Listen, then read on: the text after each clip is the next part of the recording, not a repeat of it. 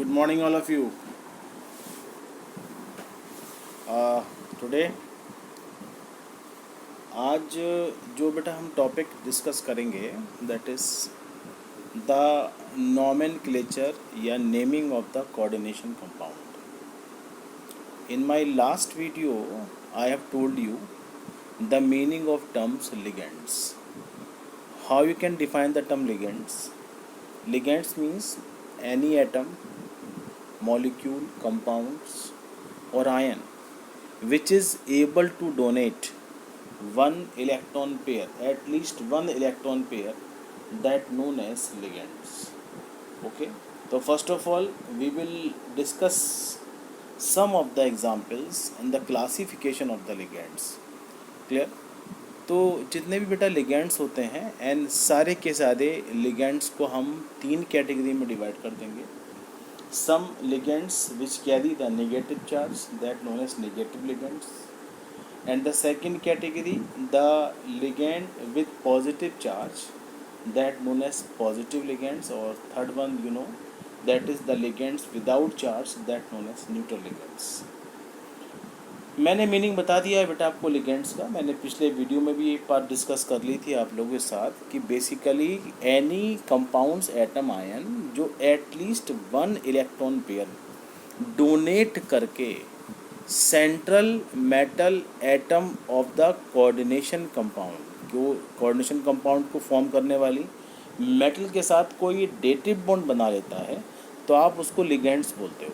ठीक है, तो लिगेंड्स को हम थोड़े से जो इम्पोर्टेंट लिगेंड्स हैं उन लिगेंड्स के बारे में हम यहाँ डिस्कस करेंगे. ठीक है, इसके अलावा मैंने आपको एक चीज़ और बताई थी, the meaning of term denticity. Denticity means how many pairs. अगर एक पेयर इलेक्ट्रॉन का एक आपका लिगेंड डोनेट करता है तो उसकी डेंटिसिटी 1 हो जाएगी, जिसको आप यूनिडेंटेड लिगेंड बोल रहे थे.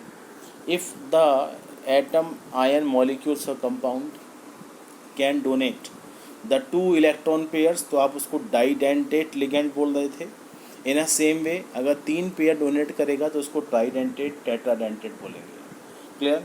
तो किसी भी लिगेंड्स की वो एबिलिटी जिसके थ्रू वो कोऑर्डिनेशन कंपाउंड्स को number of electron pair donate करता है and that capacity known as ये can be define in term of the term denticity. Okay, तो अब मैं कुछ एग्जांपल्स ले रहा हूँ कि कुछ ये टेबल आपको याद करनी पड़ेगी और नॉमेनक्लेचर करने से पहले, नेमिंग करने से पहले आपको इस टेबल के सारे लिगेंड्स का स्ट्रक्चर, उनका डोनर एटम, उनका चार्ज एंड ये सब क्लियरली आपके माइंड में होना चाहिए. जब तक बेटा ये चार्ज और ये टेबल आप लर्न नहीं करोगे आप किसी भी कोऑर्डिनेशन कंपाउंड की नेमिंग नहीं कर सकते हो. ठीक है, तो वी आर टेकिंग हियर, मैं कुछ एग्जाम्पल्स यहाँ पे ले रहा हूँ. तो इन सभी एग्जाम्पल्स में मैंने सबसे पहले क्या लिया है, some examples of the negative ligands. जैसे नेगेटिव लिगेंड्स में मैंने पहले कौन सी कैटेगरी ले ली आपकी, यूनिडेंटेड लिगेंड, जो कम से कम एक इलेक्ट्रॉन का पेयर डोनेट करेंगे और एक कंपाउंड बना लेंगे. ठीक है, पहला एग्जाम्पल है साइनाइड आयन. आपके लिए फैमिलियर होता है साइनाइड, CN नेगेटिव. इस पे चार्ज 1 नेगेटिव. इसमें सेंट्रल एटम जो डोनर एटम है वो कार्बन है. आप जब इसको कॉम्प्लेक्स का नेमिंग में लिखोगे तो आप इसको सियानो या सियानाइडो लिखोगे, सियानाइडो. ओके, ऐसे ही हैलाइड आयन कोई भी, may be fluorine, may be chlorine, may be bromine and may be iodine. इन सब पे चार्ज नेगेटिव होता है. इसमें X एटम मतलब यही इनमें से कोई ना एक एटम डोनर एटम होगा. आप इसको हैलाइडो, अगर फ्लोरीन है तो फ्लोराइडो, क्लोरीन है तो क्लोराइडो, ब्रोमीन है तो ब्रोमाइडो, आयोडाइडो लिख दोगे. ऐसे ही बेटा hydride ion, H negative ion, charge 1 negative, donor atom H and hydrido. Nitro, this is NO2 negative, donor atom क्या होता है इसमें नाइट्रोजन, इसको शॉर्ट में हम नेमिंग में नाइट्रो लिखते हैं. Nitric ion, this is ONO, nitrite ion sorry, this nitrite ion charge 1 negative, donor atom क्या होता है O, जिसको हम नाइट्राइटो बोल देते हैं. ये एक एम्बीडेंटेट लिगेंड होता है. इसी वीडियो में मैं आपको एम्बीडेंटेट का मीनिंग बताऊंगा. एम्बीडेंटेट का मतलब जिसमें एक ही कंपाउंड के अंदर 2 या 2 से ज़्यादा डोनर एटम प्रेजेंट हो. नेक्स्ट वन जो है बेटा, this is the nitrate ion, this is NO3 negative, donor atom, this is nitrogen, charge कितना 1 नेगेटिव, आप इसको नाइट्रेटो के फॉर्म में इंडिकेट करोगे। ऐसे बेटा hydroxide ion OH negative, charge 1, donor atom oxygen, आप इसको हाइड्रोक्सो।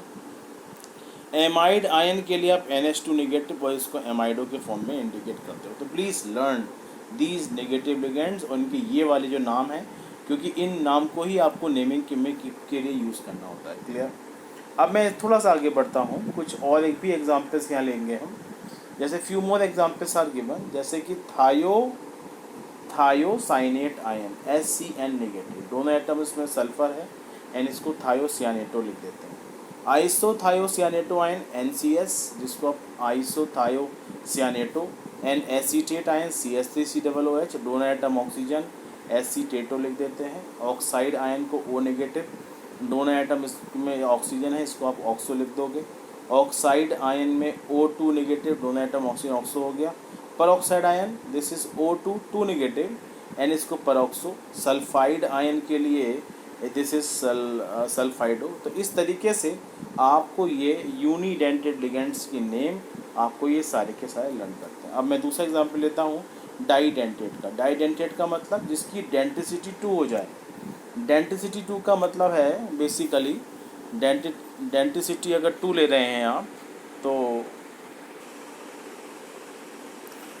सेकेंड कैटेगरी हम लेते हैं डेंटिसिटी 2 होगी इसमें। एग्जाम्पल्स के फॉर्म में सबसे पहले आपका आ रहा है, दिस इज डाइडेंटेट में, दिस इज ऑक्सलेट आयन। आप सभी ने पढ़ा है ऑक्सैलिक एसिड होता है COOH, single bond COOH, H को नहीं दिखाया है तो आप इसको ऑक्सलेट आयन के फॉर्म में इंडिकेट कर सकते हो। ठीक है, इसमें दोनों के दोनों ऑक्सीजन एटम डोनर एटम होंगे तो आप इसको ऑक्सलेटो बोल दोगे। एसिटाइल एसीटोनेट, ये होता है CH3C CH double bond O double bond C single bond O single bond CH3। तो ये वाला ऑक्सीजन और ये वाला ऑक्सीजन दोनों एटम होते हैं, इसको आप एसिटाइल एसीटेटो बोलते हैं। शॉर्ट फॉर्म याद रखिएगा, जब आप इसको नेमिंग के लिए पर्टिकुलरली यूज़ करोगे तो फॉर्मूले के अंदर हम इसको शॉर्ट फॉर्म में AC लिख देते हैं। तो AC जब भी फार्मूले के फॉर्म में किसी भी कोऑर्डिनेशन कंपाउंड में लिखा हो तो वो एसिटाइल एसीनेट होता है। अब आता है ग्लाइसिनेट आयन। ग्लाइसिन एक तरह का एमिनो एसिड होता है, तो ये आपका CH2 single bond CH2 single bond COOH, H को शो नहीं करा है तो डोनर एटम इसमें एक नाइट्रोजन है, डोनर एटम यहाँ पर एक ऑक्सीजन है, इसको ग्लाइसिनेटो बोल देते हैं।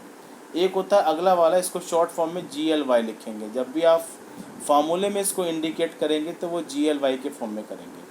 ऐसे डाई मिथाइल ग्लाई ऑक्साइम आयन, जिसको हम शॉर्ट फॉर्म में DMG बोलते हैं, ये इसका स्ट्रक्चर है।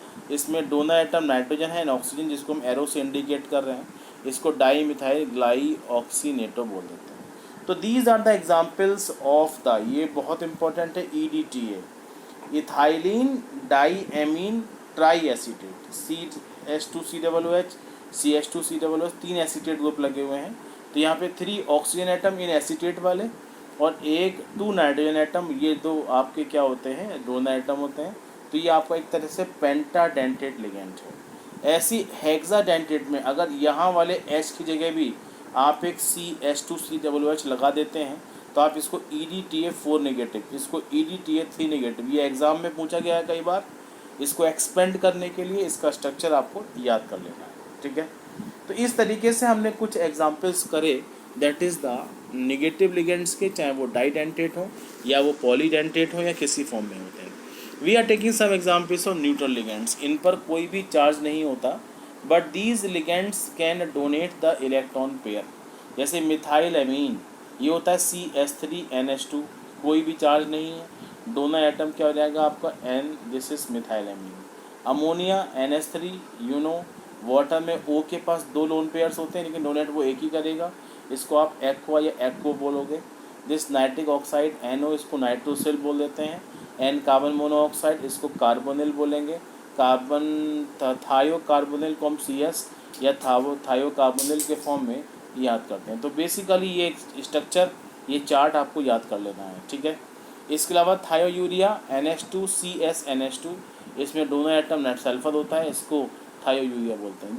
दिस इज पिरिडीन, जिसको शॉर्ट फॉर्म में PY बोलते हैं। ये आपका पिरिडीन का स्ट्रक्चर है, वेल नोन कंपाउंड है। इसमें दोनों एटम नाइट्रोजन हो जाएगा, इसको पिरिडीन बोलेंगे। ये है बाइडेंटेट, जिसको इथाइलिन डाइएमीन।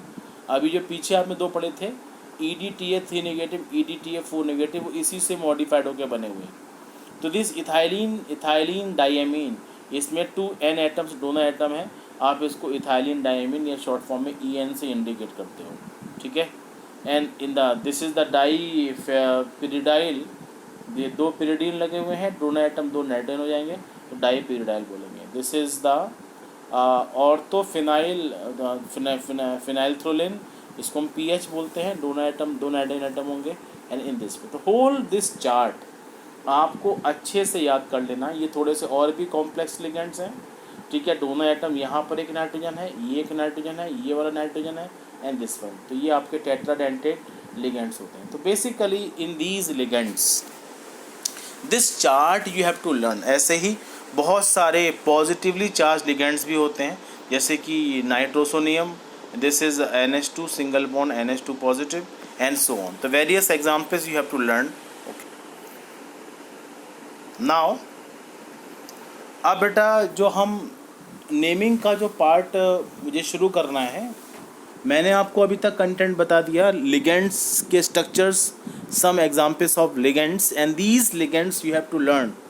अब मैं सीधे सीधे आता हूँ कि अगर हमें नेमिंग पढ़नी है तो नेमिंग से पहले हमें कुछ रूल्स पढ़ने पड़ेंगे। उन रूल्स को पढ़ने से पहले हम किसी भी कोऑर्डिनेशन कंपाउंड्स के कंपोनेंट्स के बारे में पढ़ते हैं।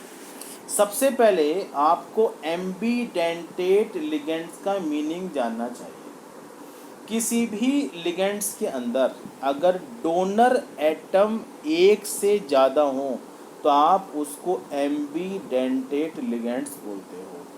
ये टर्म्स अभी आपको एक बार ऑर्गेनिक केमिस्ट्री में और पढ़नी पड़ेगी, chapter haloalkanes and chapter haloarenes के अंदर है। तो हेलो एल्केन्स हेलो एरीन्स में भी ये टर्म आपकी आएगी एम्बीडेंटेट। तो याद रखिएगा, if the ligands having more than one type of the donor atom, लेकिन पर्टिकुलरली एक टाइम पर एक ही डोनर एटम आपके पार्टिसिपेट करेगा कंपाउंड। जैसे आपका एग्जांपल है NO2।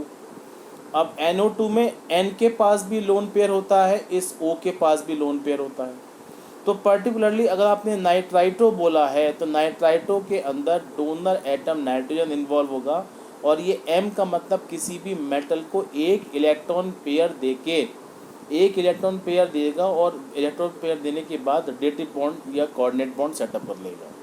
In spite of that, in this NO2 group अगर डोनर एटम ऑक्सीजन आता है तो आप इसको क्या बोलेंगे, that is nitrito O, this is nitrito N।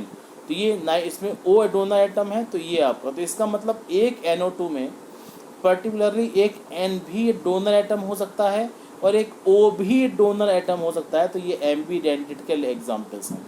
ऐसे ही CN के अंदर डोनर एटम आपका N भी हो सकता है और C भी हो सकता है, और SCN के अंदर डोनर एटम अगर सल्फर है तो आप इसको थायोसियानेटो, और अगर N नाइट्रोजन है तो इसको आइसो थायोसियानेटो के नाम से जानेंगे, ठीक है। तो you should know the meaning of this ambidentate ligand. तो नेमिंग शुरू करने से पहले हमें ये सब कंटेंट जानना चाहिए। अब आता है coordination number. How you can define the term coordination number. किसी भी लिगेंड्स के अंदर, किसी भी कोऑर्डिनेशन कंपाउंड्स के अंदर जितने लिगेंड्स मेटल्स से कंबाइन करते हैं उनका नंबर कोऑर्डिनेशन नंबर कहलाता है। तो total number of the ligand participating, ठीक है, in the compound that known as the coordination number. Very simple examples I am taking. जैसे आपको ये कोऑर्डिनेशन स्फीयर लगा दिया, बड़ा वाला ब्रैकेट लगा दिया, इसको हम कोऑर्डिनेशन स्फीयर बोलते हैं। फिर आपका Ag है, फिर CN का ट्वाइस है, bracket close, and one negative charge. तो ये कोऑर्डिनेशन कंपाउंड है। इसमें कितने लिगेंड हैं, Ag तो मेटल है और CN जो ट्वाइस है दिस इज द लिगेंड। तो याद रखिएगा इसका कोऑर्डिनेशन नंबर 2 हो जाएगा। इन अ सेम वे अगले एग्जांपल्स के अंदर कोऑर्डिनेशन स्फीयर कॉपर NH3 का whole 4, coordination sphere close 2 positive. तो यहाँ पर कोऑर्डिनेशन नंबर कितना हो जाएगा 4, और ये आपका कॉपर प्रेजेंट है। इन द सेम वे अगला पार्ट है दिस क्रोमियम H2O का 6, कोऑर्डिनेशन स्फीयर क्लोज 3 पॉजिटिव, तो यहाँ पर कोऑर्डिनेशन नंबर 6 होगा क्योंकि 6 वाटर यहाँ पर कंबाइन कर रहे हैं। तो पर्टिकुलरली किसी भी कोऑर्डिनेशन कंपाउंड्स के अंदर number of ligands participating that known as the coordination number. Clear. अब आता है कोऑर्डिनेशन स्फीयर और coordination entity and the counter ion. Coordination sphere किसको बोलते हैं, मैंने अभी अभी बात करी, ये आपका कोऑर्डिनेशन स्फीयर है। इस एग्जाम्पल में जो बड़ा ब्रैकेट लगाया है इसको आप कोऑर्डिनेशन स्फीयर बोलते हैं। तो central atom and the ligand which are directed attached to an enclosed square bracket that known as coordination sphere, या सिंपली आप इसको कोऑर्डिनेशन एंटाइटी के नाम से जानते हैं। काउंटर आयन क्या होते हैं, जैसे मान लीजिए पूरे कंपाउंड के अंदर ब्रैकेट के अंदर वाले कंपोनेंट तो लिगेंड्स हैं और जो ब्रैकेट के बाहर वाले कंपोनेंट्स हैं आप उनको काउंटर आयन बोलोगे। तो यहाँ पर पूरे कंपाउंड के अंदर जो ब्रैकेट से बाहर की चीज़ है वो कोऑर्डिनेशन कंपाउंड का पार्ट नहीं है, लेकिन जो ब्रैकेट के अंदर वाला कंपोनेंट है वो सिंगल यूनिट की तरह वर्क करेगा, चाहे वो कैटायन के फॉर्म में हो या वो एनायन के फॉर्म में हो। जैसे इस एग्जाम्पल्स के अंदर आपने लिखा है कोऑर्डिनेशन स्फीयर Cu, NH3 का 4 whole 4 and bracket close 2 positive, तो ये एक तरह का कैटायन तो है। इस कैटायन पे 2 प्लस चार्ज है लेकिन ये पूरी यूनिट की तरह वर्क कर रहा है। तो जब भी आप इस कंपाउंड्स को किसी भी सॉल्वेंट में डिसॉल्व करोगे तो कॉपर का कोई भी टेस्ट नहीं आएगा और ना ही कोई टेस्ट अमोनियम आयन का आएगा। तो बेसिकली ये एक सिंगल यूनिट की तरह वर्क करते हैं। ठीक है, तो याद रखिएगा इस ब्रैकेट के बाहर वाले जो कंपोनेंट्स हैं चाहे इससे पहले लिखे हों या इसके बाद लिखे हों तो आप उसको क्या बोलेंगे, काउंटर आयन बोलेंगे। इस एग्जाम्पल में काउंटर आयन पोटेशियम के लिए है, इस एग्जाम्पल में काउंटर आयन सल्फेट के लिए है, क्योंकि पोटेशियम कैटायन है और जो ब्रैकेट के अंदर वाला पार्ट है वो एनायन की तरह वर्क कर रहा है। इस वाले ब्रैकेट के अंदर वाला पार्ट कैटायन है और जो सल्फेट है वो एनायन की तरह वर्क कर रहा है। ठीक है, तो these terms you have to remember जब भी हम किसी भी कोऑर्डिनेशन कंपाउंड की नेमिंग करेंगे। ठीक है, अब आता है कोऑर्डिनेशन पॉलीहेड्रन। ठीक है, तो हम जब किसी भी कंपाउंड को ड्रॉ करते हैं कोऑर्डिनेशन कंपाउंड को, तो जो शेप क्रिएट होती है आप उसको कोऑर्डिनेशन पॉलीहेड्रन के नाम से जानते हैं। ठीक है, तो the spatial arrangement of the ligand atom which are directed attached to the central atom in a proper geometry that known as the coordination polyhedron. Some examples are given. ये देखिएगा एग्जांपल्स के फॉर्म में, ये tetrahedral shape है जो L से indicate कर रहे हैं आप लोग, ये लिगेंड्स हैं, ये सेंट्रल मेटल एटम है, ये स्क्वायर प्लेनर शेप है, बीच में मेटल एटम और सराउंडिंग में 4 प्लेसेस पर लिगेंड प्रेजेंट है। ये ऑक्टाहेड्रल है, समझ गए आप octahedral. This is square pyramidal, यहाँ पर M है और ऊपर की तरफ ये एक पिरामिड बना रहे हैं और ये आपका this is trigonal bipyramidal, तो ये शेप आपकी ट्राइगोनल बाई पिरामिडल है। तो these structures known as that is the coordination polyhedron. अब आता है very very important part, how you can assign the meaning of term oxidation number या oxidation state. किसी भी कोऑर्डिनेशन कंपाउंड्स में आपको मालूम है मेटल के ऊपर भी कोई ना कोई चार्ज होता है। आपको ये भी बात पता है कि लिगेंड्स पर भी कोई चार्ज हो सकता है, प्लस माइनस, चाहे न्यूट्रल लिगेंड्स हो कोई बात नहीं, लेकिन ओवरऑल पूरे कोऑर्डिनेशन कंपाउंड्स के अंदर जो मेटल की नेट वैलेंसी होती है आप उसको ऑक्सीडेशन नंबर बोलते हो। जब कोई कोऑर्डिनेशन कंपाउंड सेटअप होता है तो उस कोऑर्डिनेशन कंपाउंड्स में के अंदर मेटल की वैलेंसी भी सेटिस्फाइड होनी चाहिए, लिगेंड्स की वैलेंसी भी सेटिस्फाई होना चाहिए, और अगर कंपाउंड आप प्रॉपरली लिख रहे हैं कोऑर्डिनेशन कंपाउंड्स तो उसमें कैटायन और एनायन का नेट चार्ज 0 हो जाना चाहिए। मतलब अगर कैटायन पे 1 प्लस चार्ज है तो एनायन पर 1 नेगेटिव चार्ज होगा, और ऐसी कंडीशन में दोनों के प्लस माइनस चार्ज एक दूसरे को कैंसिल कर देंगे। तो किसी भी कोऑर्डिनेशन कंपाउंड के अंदर जो पार्टिसिपेटिंग मेटल एटम होता है जो उसकी एग्जिस्टिंग वैलेंसी होती है आप उसको ऑक्सीडेशन नंबर बोलते हैं। जब कोई कंपाउंड का नाम आप लिखते हो तो उस कोऑर्डिनेशन कंपाउंड में मेटल की वैलेंसी को हम रोमन नंबर से इंडिकेट करते हैं। ज़रा ध्यान दीजिएगा मेरी बात के ऊपर, मैंने क्या बोला कि जब कोई भी कोऑर्डिनेशन कंपाउंड आपने लिखा तो उसमें हम उनकी मेटल की वैलेंसी को रोमन नंबर्स में इंडिकेट करेंगे, first, second, third, fourth, like this. Clear? तो मैंने एक एग्जांपल यहाँ डिस्कस किया आपके सामने। इस एग्जांपल में वो आपसे क्या कह रहा है, इस एग्जाम्पल में कॉपर की हमें ऑक्सीजन स्टेट निकालनी पड़ेगी। आप सभी को मालूम है NH3 पर कोई भी चार्ज नहीं होता। मैंने वीडियो के स्टार्टिंग में आपको लिगेंड का चार्ज दिखाया था और उस लिगेंड के चार्ज में अमोनिया पे कोई भी चार्ज नहीं है, ये एक न्यूट्रल लिगेंड होता है, ठीक है। अब बाहर आपने सल्फेट है और आप सभी जानते हैं सल्फेट पे 2 नेगेटिव चार्ज है। जब पूरे कोऑर्डिनेशन कंपाउंड पर नेट चार्ज 0 दिखाया हुआ है तो सल्फेट के 2 नेगेटिव चार्ज को किसी ना किसी ने न्यूट्रल तो किया होगा। NH3 पे कोई चार्ज नहीं है तो इसका मतलब कॉपर पर 2 प्लस चार्ज होगा और कॉपर के 2 प्लस चार्ज को हम सल्फेट के 2 नेगेटिव चार्ज से कैंसिल आउट कर लेंगे। तो इसका मतलब इस पूरे कंपाउंड्स के अंदर कॉपर की जो ऑक्सीजन स्टेट है वो +2 हो जाएगी। और जब आप किसी भी कोऑर्डिनेशन कंपाउंड का नाम लिखेंगे तो इसी ऑक्सीजन स्टेट को आप रोमन नंबर में सेकंड से इंडिकेट करोगे। Is it clear? One more example is there. In this example Fe की ऑक्सीजन स्टेट असाइन करनी है। आपको मालूम है ये प्रॉपर कोऑर्डिनेशन कंपाउंड इंडिकेट किया हुआ जो एनायन के फॉर्म में इंडिकेटेड है। आप सभी को मालूम है Cn पर होता है 1 नेगेटिव चार्ज। तो कितने Cn यहाँ प्रेजेंट है? आपके 6 Cn नेगेटिव है। तो जब 6 Cn नेगेटिव है और बाहर चार्ज 4 नेगेटिव है, मेरी बात ध्यान से सुनिएगा, तो Cn के 2 नेगेटिव चार्ज, क्योंकि एक Cn पे 1 नेगेटिव तो 6 Cn पर 6 नेगेटिव चार्ज होगा और 6 नेगेटिव चार्ज में सिर्फ 4 बाहर रह गए। तो इसका मतलब 2 नेगेटिव चार्ज को किसने कैंसिल किया होगा? Fe ने, क्योंकि और कोई कंपोनेंट तो इस एनायन के अंदर है नहीं। तो इसका मतलब Fe पर 2 प्लस चार्ज होगा और 2 प्लस चार्ज ने 6 साइनाइड के नेगेटिव चार्ज में से 2 नेगेटिव चार्ज को कैंसिल कर दिया और बचा हुआ 4 नेगेटिव चार्ज एनायन के फॉर्म में इंडिकेट होगा। तो Fe पे कितनी वैलेंसी होगी? +2। Fe पे कितनी वैलेंसी होगी? आपकी +2 वैलेंसी होगी और उस वैलेंसी को हम जब नेमिंग के फॉर्म में इंडिकेट करेंगे तो रोमन में +2 से इंडिकेट करेंगे। Is it clear? तो these are the different way to assign the oxidation number. अगला भी एग्जाम्पल आप समझ सकते हैं। यहाँ पर ये न्यूट्रल आपका कंपाउंड्स है और C2O4 ये ऑक्सलेट आयन है।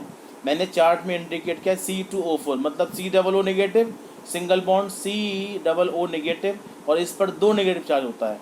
तो C2O4 कितने आपके 3 हैं? तो टोटल एक C2O4 पर 2 नेगेटिव चार्ज, तो 3 पर कितना हो जाएगा? 6 नेगेटिव और 6 नेगेटिव चार्ज में से बाहर चार्ज 3 नेगेटिव होगा। क्यों मैंने ऐसी बात बोली? क्योंकि अगर आप इस कंपाउंड को डिसोसिएट करोगे तो डिसोसिएट करने पर K पर चार्ज कितना मिलेगा? 1 पॉजिटिव। तो 3 K अगर यहाँ प्रेजेंट है तो चार्ज 3 पॉजिटिव हो जाएगा जो कि कैटायन है। तो एनायन पर भी नेट चार्ज 3 नेगेटिव होना चाहिए। तो इसका मतलब इस प्रॉपर कॉम्प्लेक्स के बाहर 3 नेगेटिव चार्ज होगा, 1 2 3 नेगेटिव, जिनको न्यूट्रलाइज कर दिया आपने इस K के प्लस चार्ज से, क्योंकि 3 K पॉजिटिव है तो 3 K पॉजिटिव और ब्रैकेट के बाहर 3 नेगेटिव एक दूसरे को कैंसिल कर देंगे। तो इसका मतलब 6 C2O4 के चार्ज में से 3 चार्ज किसने न्यूट्रलाइज करे होंगे? Fe ने। और Fe पे चार्ज कितना हो जाएगा आपका? +3। और +3 इस चार्ज को आप इंडिकेट करेंगे रोमन नंबर में जब आप किसी भी कोऑर्डिनेशन कंपाउंड की नेमिंग करते हो। तो दिस इज़ द वे। तो आप जब भी कोई कोऑर्डिनेशन कंपाउंड लिखेंगे तो उस कोऑर्डिनेशन कंपाउंड को लिखते वक्त आपको ऑक्सीडेशन स्टेट असाइन करनी पड़ेगी किसी भी कोऑर्डिनेशन कंपाउंड्स की, ठीक है। अब आता है चार्ज क्या होता है किसी भी कोऑर्डिनेशन कंपाउंड का। The charge carried bye a complex ion is the algebraic sum of the charge of the metal atom and the charge of the ligand। तो कोई भी ligand, ठीक है, और सेंट्रल मेटल एटम के नेट चार्ज को आप कॉम्प्लेक्स के चार्ज के फॉर्म में इंडिकेट करते हो, ठीक है। तो ये चार्ज भी आपको इंडिकेट करना है, या तो कोऑर्डिनेशन कंपाउंड्स का कैटायन कॉम्प्लेक्स होता है या फिर कोऑर्डिनेशन कंपाउंड का एनायन कॉम्प्लेक्स होता है, और कभी कभी दोनों कंपोनेंट कॉम्प्लेक्स होते हैं, लेकिन नेट चार्ज 0 होना चाहिए। तो इन दिस वे हम चार्ज को भी असाइन कर लेंगे। Is it clear? अब कोई भी कोऑर्डिनेशन कंपाउंड जब लिखा जाता है तो उसमें ब्रैकेट के अंदर कम से कम एक मेटल एटम होना चाहिए जिसको आप सेंट्रल मेटल एटम कहते हैं। जैसे कि ये कोऑर्डिनेशन कंपाउंड लिखा हुआ है, coordination sphere begin, this is cobalt NH3 का 6 ब्रैकेट क्लोज Cl3। तो Cl3 काउंटर आयन है, मैंने पढ़ा दिया आपको। ये ब्रैकेट क्या है, कोऑर्डिनेशन एंटाइटी या कोऑर्डिनेशन स्फीयर, और इस ब्रैकेट के अंदर लिगेंड्स क्या है आपका NH3 जो 6 आपके नंबर है, 6 इसका कोऑर्डिनेशन नंबर होगा, और this CO is the central metal atom जो इस कोऑर्डिनेशन कंपाउंड के अंदर प्रेजेंट है। तो पर्टिकुलरली कोई भी कोऑर्डिनेशन कंपाउंड आपका इस तरीके से एप्लीकेबल हो जाता है, ठीक है। अब आता है कि किसी भी कोऑर्डिनेशन कंपाउंड का हम फार्मूला कैसे लिखेंगे।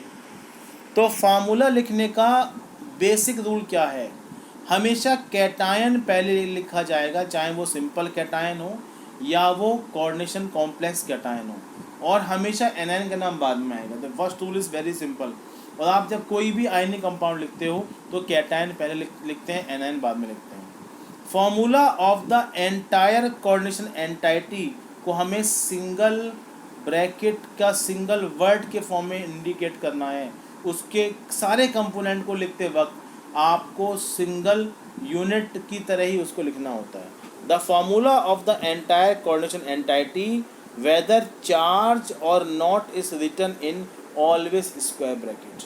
तो जो कोऑर्डिनेशन एंटाइटी होता है, जो कोऑर्डिनेशन कंपाउंड की प्रॉपर्टी के लिए रिस्पॉन्सिबल है, उसको हमेशा बड़े ब्रैकेट के अंदर ही लिखना है। Within the coordination sphere the symbol of the metal atom हमेशा पहले लिखेंगे। जब मैं कोऑर्डिनेशन एंटाइटी के दूसरे पॉइंट में आपसे बात कर रहा हूँ तो उस कोऑर्डिनेशन एंटाइटीज में मेटल पहले आएगा और लिगेंड बाद में आते हैं। जैसे कि इस एग्जांपल में आप देखिए, जब एक कोऑर्डिनेशन एंटाइटी इंडिकेट करी हुई है तो सबसे पहले इस ब्रैकेट के अंदर लिगेंड को नहीं लिखा है, पहले किसको लिखना है, मेटल एटम को, and followed by the ligand component of the coordination entity, ठीक है। तो this is the basic rules for writing the formula of the coordination compound, ठीक है। अब मैं आता हूँ, हम नेमिंग कैसे करेंगे किसी भी कोऑर्डिनेशन कंपाउंड की। तो rules for naming of the various coordination compound, तो याद रखिएगा जब नेमिंग की जाती है, जब कोई फार्मूला लिखा हो तो उस फार्मूले में कैटायन वाले कंपोनेंट को पहले लिखना है और एनायन वाले कंपोनेंट को पहले लिखना है। जैसे कि ये एग्जांपल है, कोऑर्डिनेशन स्फीयर कोबाल्ट NH3 का 6, कोऑर्डिनेशन स्फीयर क्लोज Cl3। तो यहाँ पर कैटायन कॉम्प्लेक्स है, एनायन सिंपल है।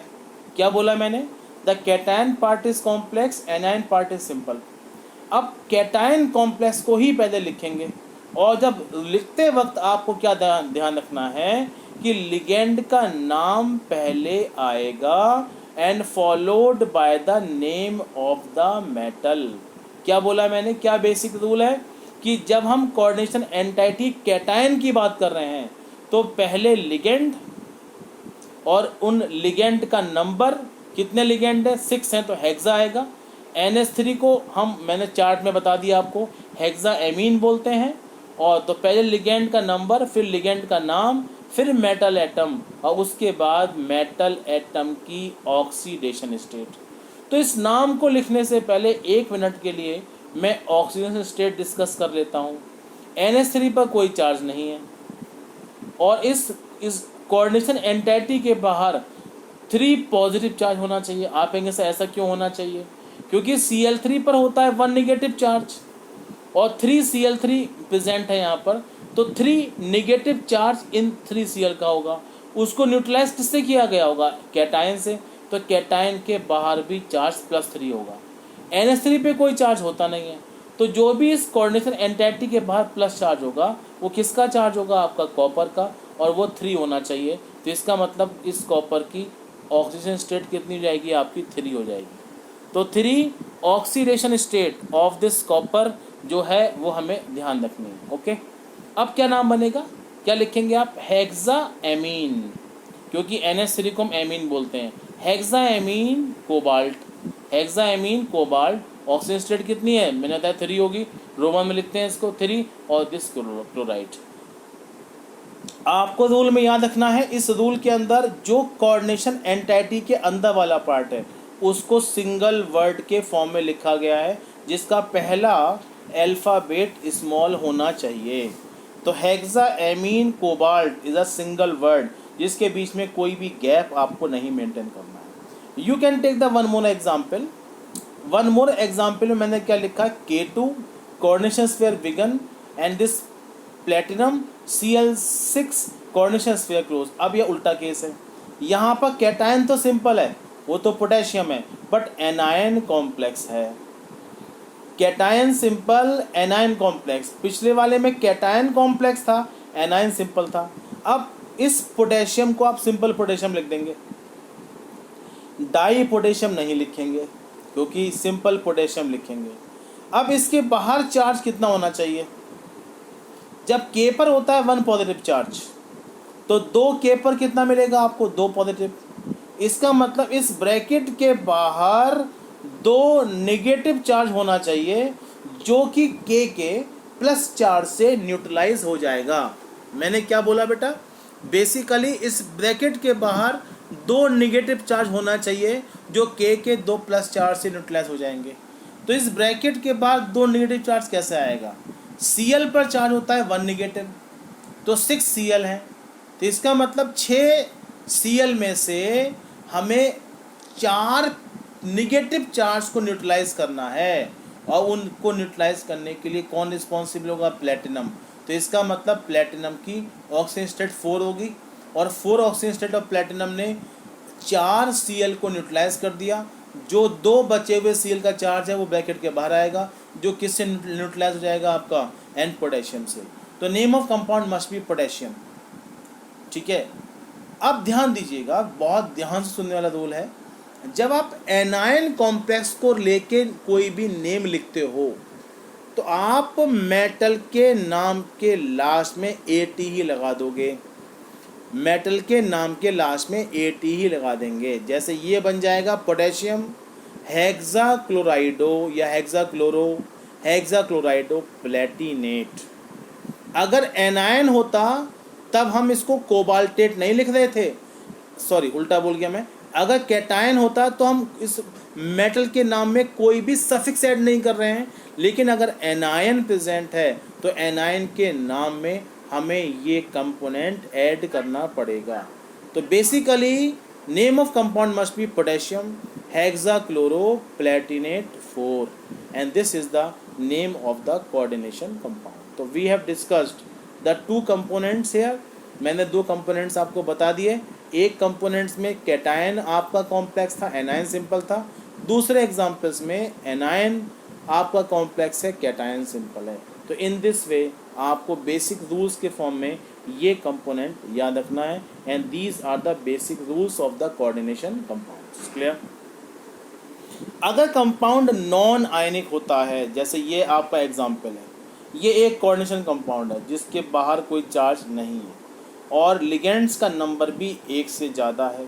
कोऑर्डिनेशन स्फीयर NH3 का होल थ्राइस, NO2 का whole thrice and bracket close, और बाहर कितना, दैट इज कोई भी चार्ज प्रेजेंट नहीं। जब लिगेंड का नंबर 1 से ज़्यादा हो, ध्यान से सुनिएगा रूल, अगर लिगेंड का नंबर 1 से ज़्यादा हो तो हमें उनके अल्फ़ाबेटिकल ऑर्डर को फॉलो करना पड़ेगा। इस कॉम्प्लेक्स के अंदर मैंने बताया था रूल्स में, हमेशा लिगेंड का नाम पहले आता है और मेटल का नाम बाद में आएगा। तो याद रखिएगा, ट्राई एमीन में एमीन पहले आएगा, और ट्राई एमीन ट्राई नाइट्रो, ये किस ऑर्डर में लिखे गए हैं, अल्फ़ाबेटिकल ऑर्डर। इनके ट्राई का टी नहीं लिया गया है, इसके ट्राई का भी टी नहीं लिया गया है, एमीन के एमीन को फॉलो किया गया है, और दिस ट्राई नाइट्रो में NiTRO को लिया गया है। तो अल्फ़ाबेटिकल ऑर्डर के according try amine tri nitro cobalt third इस कंपाउंड की ऑक्सीजन स्टेट होगी। क्लियर। अब ये थर्ड कैसे है ऑक्सीजन स्टेट बताइए, क्योंकि NH3 पर कोई चार्ज होता नहीं है, NO2 पे 1 नेगेटिव चार्ज है, 3 NO2 प्रेजेंट है, तो 3 नेगेटिव चार्ज है, जिसको न्यूट्रलाइज कौन करेगा, कॉपर की +3 ऑक्सीजन स्टेट। तो बेसिकली इसकी ऑक्सीजन स्टेट कितनी आएगी आपकी, third. One more examples accordingly you have to remember. तो ये एग्जाम्पल भी इसी की तरह ही है, और ये एग्जाम्पल्स आपके नेमिंग के लिए इंपॉर्टेंट है। बेटा याद रखिएगा, आपके एग्जामिनेशंस के लिए कोऑर्डिनेशन कंपाउंड की नेमिंग लगभग अल्टरनेट ईयर में पूछी जाती है। ओके। अब जब भी कोई लिगेंड्स आप लिखते हैं तो लिगेंड्स जिनमें, जैसे नेगेटिव लिगेंड्स हैं जिनके लास्ट अल्फ़ाबेट में O आए, ठीक है। तो जैसे कि आपने लिगेंड्स लिखा, तो निगेटिव लिगेंड्स में हमेशा ओ से एंड करना है। जैसे साइनाइड है तो लास्ट के ई को ओ कर देना है, दिस इज सियानो। क्लोरीन है क्लोराइडो या क्लोरो, ब्रोमीन है तो ब्रोमाइडो या ब्रोमो, फ्लोरीन है फ्लोराइडो या फ्लोरो, एंड नाइट्रो है दिस नाइट्राइटो या नाइट्रो, हाइड्रोक्सो ऑक्सो हाइड्रोक्सो। तो इनके लास्ट में हमें ओ लगा देना है, ई को ओ कर देना है। इस तरह से हम नेमिंग के कंपोनेंट को याद रखेंगे। जिन लिगेंड्स का नाम शॉर्ट फॉर्म में होता है, जैसे कि if the ligands anion, anionic ligands and जिनके लास्ट में IDE लगता है, जिन लिगेंड्स के नाम के लास्ट में ITE लगता है, जिनके नाम के लास्ट में ATE लगता है, उनके लास्ट के ई को ओ बना देते हैं। जैसे सल्फेटो, सल्फेट था सल्फेटो, ऑक्सलेट था oxalato, and this is carbonate carbonato, and amide amido, and this imine imido. Accordingly आप नेमिंग वाले पार्ट को लेकर चलेंगे। तो ये सब नेम आपको चार्ट में मिल जाएंगे और इनके ई को हमने रिप्लेस कर देना ओ से। I am that in the beginning of the video मैंने बताया कि जब तक नेमिंग आपको नहीं आएगी, जब तक आप लिगेंड का स्ट्रक्चर, उसका डेंटिसिटी, उनके चार्ज और डोनर एटम को नहीं पढ़ेंगे। Is it clear? तो इस तरीके से आपको नेमिंग की प्रैक्टिस करनी है। And in the next video I will discuss few more rules of the naming of the more complex coordination compounds. Thank you.